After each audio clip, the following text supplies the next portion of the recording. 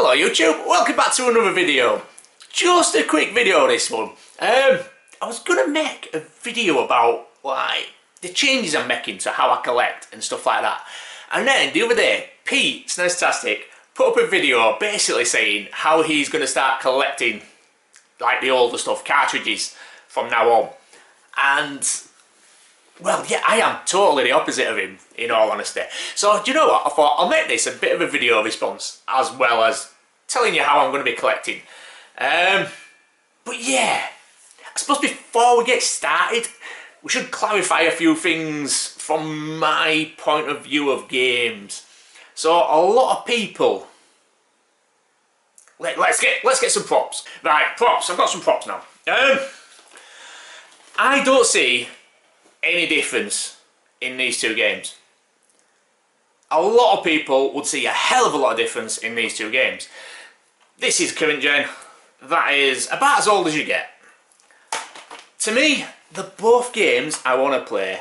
They're both racers, and if I wanted to play a racing game, I would happily play either one of these games. I see games as what they are. The games.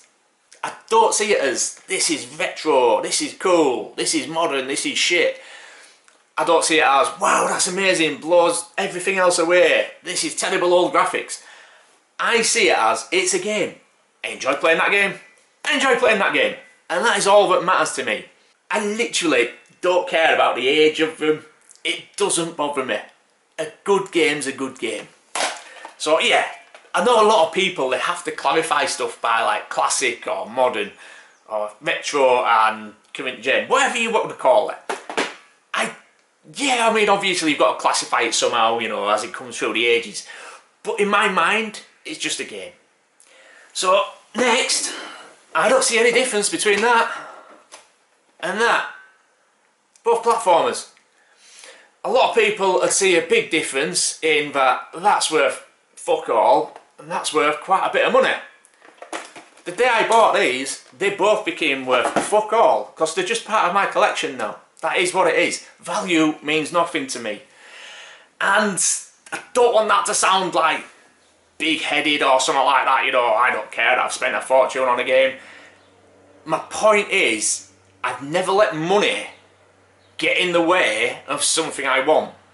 And I don't mean I've got a lot of money and I'm fucking minted. I mean, if, for instance, I was quite skint but I really wanted that, I'd save up. I'd not buy other stuff. I'd just set it as a goal and I would achieve it. If I want something, I set that as my goal, and that then is what I focus on. And that's how my mentality is. Once I'm focused on achieving something and getting something, I will do what it takes. I will work my bollocks off to get that item. It might not be a game, it might be something in life. I always look at things the same. If I want something, focus, job done, I'll get it. Might not come overnight, it might be a few months, I'll fucking get it. It is what I'm like. So yeah, value, both the same value for me. They're both games in my collection. The only way I look at games is there's games I don't want to own, don't want to play. There's games I want to play, maybe not want to keep. And then there's games I want to keep in my collection. These. So yeah, I know for a fact I am not going to be buying sports games. I've no interest in them. I might come across a few in cheap bundles that I've picked up for games I do want. They'll go. They're not even going to get put anywhere near my collection. They're gone. Easy as that. Not interested. Same for just bad games in general. They have to be sports games. I just don't enjoy sports games, by the way. I'm not saying they're bad. I don't enjoy playing them. I don't see the point in them. If you want to play sport, go fucking play sport. You know, it's like getting a fucking game on snooker. Go to the pub, have a game of fucking snooker. I don't get it. Anyway. Sidetracked. Yeah, some games just, they don't appeal to me. Sims, not interested in any kind of like fucking God Sim sort of game out like that. Don't bother me at all. I've no interest in them. Really no interest. Strategy games, no interest. So, to me, they would all fall into the category of games I don't want to own. games I do want to try, so there'll be some really good games out there, or maybe some average games that look really good. I might want to play them. I might not want to keep them in my collection, but I'll want to play them.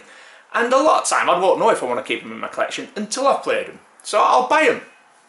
Easy as. I've done that with loads of games, and I've bought them, played them. If they're good, in they go. If they're bad, I fuck them off. I just get rid of them. I'm not keeping bad games. It's as easy as that. So for me to keep a game, to be in my collection, it has to be one thing. A good game that I will play again. Now I'm going to refer back to these two. One of these is staying in my collection indefinitely. That one. Not sure about this one. Is it a great game? Yeah, I'm playing the fuck out of it. Am I going to play a lot of it? Yeah, I'm going to play until I've probably completed it and got all the cars, I would imagine, because that's the sort of person I am. Is there any replayability value after you've done all that? I don't play online. I'm not sure there is replayability value in that game. When I've finished it, you know, we'll have a look. Is it a game I want to keep? Is it a game I'm going to try again? I don't know. Maybe the updates and stuff like that will keep me playing, keep me interested. It might be a keeper. It might not. That, I can chuck that in, I can beat it in a few hours, or I can just have a quick blast on it for a few hours. And I can put it away, not think about it for another 8 months, pull it out again. Oh, yeah, I enjoyed that, I'll play that again. I know I'm going to play that game again, and again, and again. It's good, it's fun. So, for me, a game has to be replayable. There's no point just buying a game for the sake of having a game, in my opinion. Stuff like, and these are basic games a lot of people have got in the collection, Grand Theft Auto 3. Most people have got PS2 version or Xbox version. Yeah, amazing game. I have spent so many hours of my life playing that game. I haven't got it because I played it to death. I don't want to play it again. If I ever get the urge, maybe I'll buy it again. But as it stands, I've played it to death. I've been there, I've done that, I've put months of my life into the game. There's so many other games in the world. Why would I want to play that one again and again, months at a time, when I could be playing other amazing games, but I've not played? Yeah, there's a balance. So, although Grand Theft Auto 3 is amazing, it's probably never going to come into my collection again. Never say never, but it's unlikely, because I don't think I'm going to play it again. Anyway, so, yeah, just a few things I wanted to clear up before we got into, like, how I'm collecting this year and next year. So this year it's going to be, this is going to be a bit of a tester, is this? We've got 6 months left-ish, haven't we? Last few weeks I've been going through game lists for all the systems I have the capability of playing. So I don't own all these systems. Don't own a PS1. Don't own a Game Boy Color. A few others I just don't own. Don't see the need because I can play them on other systems, basically. But if I've got the capability of playing a system, I've gone through game lists for them. And basically I've gone, that looks cool, that looks cool. Obviously there's a lot of games on all of these, because I'm well versed in gaming in general. There's a few systems I'm not overly knowledgeable about, but for the most part I know a lot about a lot of these systems. And I've gone through all these lists and I've picked out games I know I definitely want to own. And then I've gone through them again, games that I'm not sure about, games I wasn't really aware of. I've checked out gameplay footage of them and thought, yeah, they look alright, or no, they look shite, and they've gone on to like a B list. So yeah, every system I own, apart from PS4 and PS5, I've not got into them. They're more systems for me that I just pick up what I fancy here and there now and again. I think they're both pretty good systems, but, you know, collecting wise, give it 10 years, I might start collecting for them then. They're just systems that I pick an odd game up here and there for a minute. But yeah, all the rest of them, I've made a full list of games I want. So for some of them, Atari 7800, my newest, there's not that many games I want. 20-ish, if that. I don't think there's even that many. Quarter of a page. For some of the others, Mega Drive for example, it goes on to 3 pages. There's a hell of a lot of games I love on the Mega Drive. But looking at it as a whole, I then thought, fuck me, that's a lot of games that I want to own. Because I've done this for every system that I've got the capability of playing, like I said. And some of these lists are fucking huge. And I'm like, wow, that's a lot of games. And I'm currently collecting like a scattergun. I'm just going, I'll have a night playing, for instance, I'm playing PS1 at the minute. I'm playing Tomorrow Never Dies. I have to think which Bond game it was in. Yeah, playing Tomorrow Never Dies. While I've been playing it, I've been thinking about PS1 games. Because it's just how my brain works. And then I start looking on eBay and I think, oh, look at that one and that one and that one. And I do that scattergun thing where I'll just go bang, bang, bang, buy a load of games. I don't want to do that. Because then I end up with a load of games for one system. And I don't really get a chance to play them. Because by the time I've finished playing the current game, I generally want to move on to another system. So them ones just all get put to the side. So anyway, I've got a list of games I would like to own for every system. And I thought, right, what I'm going to do now is I'm going to make a master list. And I looked through all of the other lists and I picked from every system 5 games. My top 5 games I would like to own for that system. Not including the ones I already own, obviously. And I put them on a master list. So I now have a master list that contains the top 5. Might not be the best games in the world for some people, but my priorities, these are the games I think are the cream of the crop, the ones I really, really want to own and play. And I've got that for every system I own. And that is going to be how I collect this year. Now, on these lists, I didn't look at price, I didn't look at rarity, I didn't particularly look at region for some of them. But my preferences when it comes to collecting any system is PAL. And that is just a nostalgia thing for me. I, for instance, owned this back in the day. The minute I look at that game, Sonic, I just get a big rush of nostalgia about all the daft things I've done while playing it and stuff like that. Memories with mates playing it, beating it for the first time round at my mate's house. I didn't beat it at home, I beat it at my mate's house. And yeah, instant nostalgia rush. Now over the years I have owned pretty much every version of this available. I've had Korean version, I have had the Brazilian Tech Toy version, the Australian release, you name it, I've had it. Japanese, Genesis, all that. The rest of them were just games. They were never, to me, the game. So, to play them, yeah, they play a bit differently, you know, if you're playing in 60 Hz, etc. Don't bother me. As a gamer, I don't care. I just chuck a game on and I play it. If it's a good game, it doesn't bother me whether it's 50 Hz, 60 Hz, Japanese version, English version. I tend to prefer the English version so that I can fully enjoy them if there's any writing or cutscenes or like that. But it don't bother me as a gamer. As a collector, it bothers me massively. I want the PAL version. Full stop. That is it. There's no like, oh, I'll make do with the Japanese release. No, it is just not good enough for me. It has to be the PAL version as a collector. And this is where I like separate. So there is 2 sides to this hobby for me. Part of it is playing the games. That is part of the hobby.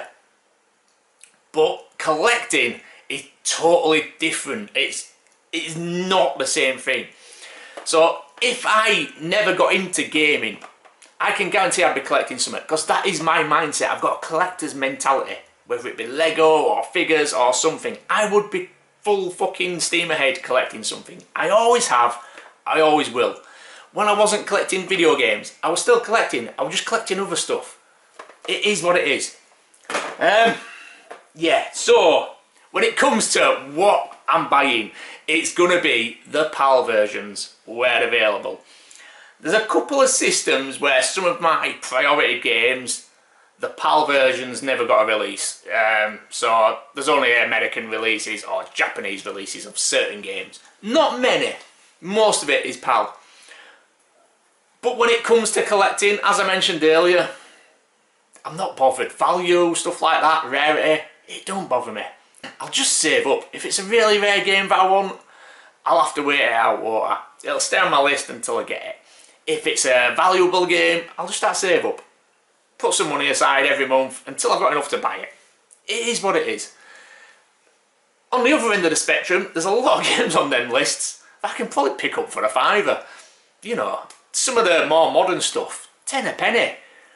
But as mentioned earlier, to me, the fact that it's an amazing game makes it more valuable to me as a collector than its actual monetary value. The fact that it's a good game is its value for me. It's a good game, it's the version I want, in good condition, that's its value, not the cost, not the price. So yeah, I've got the list over there. I might show you it as we tick them off, maybe. I've got a couple of games already. Actually, I've got a pickups video due. There's a couple of games that weren't on the list before I started the list, basically. So yeah, I think I've covered it all there of how I'm going to be collecting for the next 6 months. I nearly trashed all my games at Hurst up then. Yeah, I'm going to be going for what I consider the cream of the crop, the top 5 games for every system I own. I'm just going to see how it goes for this first 6 months. I have a feeling I might still like scattergun systems. So I might go, oh, I'll get all of this little list and then all this little list. But we'll see how it goes. Some of them are quite expensive, so you know, might take me a bit of a while. But yeah, where possible, I will be buying the PAL versions. Every time. If there isn't a PAL release, second best for me is the American version, because it's still going to be playable in English. And then finally would be like Japanese or whatever other versions come along. And yeah, Japanese, I've got the best box art and all the rest of it. If there was no nostalgia attached to this collecting malarkey, I would be full on Japanese all the way, because they look cool as fuck. But they don't ignite that passion in me. The Japanese box art, as cool as it is, it's just a cool bit of box art. It doesn't ignite the same feeling as when I look at that. And yeah, everyone's seen that a million times over. I still pick it up and smile. It is what it is. So yeah, that's it. That's how I'm going to be collecting for this year. There is going to be a couple of exceptions to this list though. There's always got to be exceptions. First one, light gun games. Although there is a couple of light gun games on the lists, because, you know, for some of the systems, a light gun game may be my highest priority. For example, 7800. Most nostalgic game I have and want to own for the Atari 7800 is Alien Brigade. Love that game, played it to death. So that's a light gun game, it's on my list. Most of the other systems, the light gun games, although I like them, they're not my cream of the crop top priority. But as a collector, I'm loving buying light guns, I'm loving buying the light gun games, and there's not that many in reality. So if I see a light gun game I want for a system, whether it's on the list or not, if it's a good price, it's the right deal, I'm buying it. It's as easy as that. Other exception, if I already own it and I want to upgrade it. So there's quite a few games that came with, like, I've got some with my SNES, I had a game come with my 7800, and I've got a few Game Boy games that came with my Game Boy. All cartridge only. I want to upgrade them, because they're all games I want, annoyingly, but I don't want to add them in my collection, cartridge only. So if I see them, because I already own them, I'm kind of just classing that as an upgrade. And I'll be plucking away at them when I see them for the right price. I mean, no mad rush to upgrade them because I already own them. So unless it's on my list, one of them is on my actual cream of the crop list, unless it's actually on my list, it's not going to get an urgent upgrade. But if I see it at the right price, I'll be doing it. Third exception. How many exceptions am I going to have, man? Third exception is Metroid Steve's PS1 Racing Game Challenge. None of them games are on my list. I'll just buy them as and when they get announced. I love taking part in that every month. It's one of the highlights of gaming for me, is chucking a little competition in there and, you know, having a bit of fun with it. So yeah, odd PS1 game here and there, it's never going to break the bank, is it? And I enjoy doing it. So yeah, they're not on the list for obvious reasons, but I'm going to buy them. And finally, if I see a game I know that I want at some point in the future, and it is an absolute fucking bargain, say it's a £100 game and it's for sale for 20 quid, I'm gonna buy it. I don't care if it's on my main hit list or if it's on the miniature list. If it's a game that's a steal, I'm gonna buy it. I have been in this game far too long to just start turning games down for the sake of it's not on this list right now, it's not what I'm currently aiming for. If it's a game I know I'm going to want in the future and it's a fucking bargain, I'm buying it. It's as easy as that. So that's it.